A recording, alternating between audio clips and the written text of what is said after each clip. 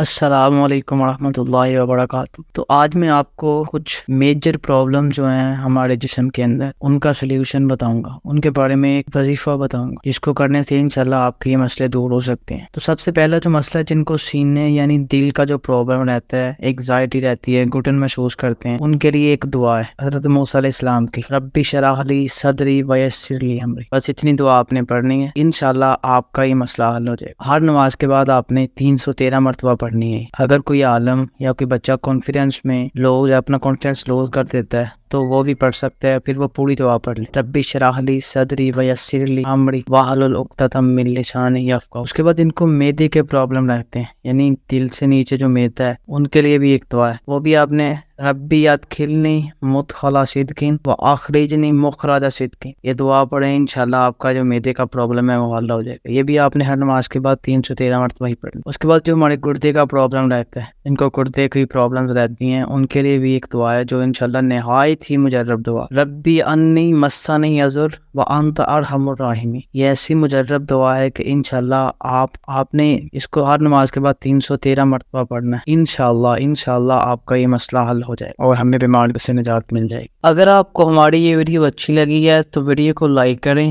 اور چینل کو بھی سبسکرائب کریں تاکہ ہر آنے والی نئی ویڈیو کا لنک آپ تک پہنچ سکے۔ Thank you.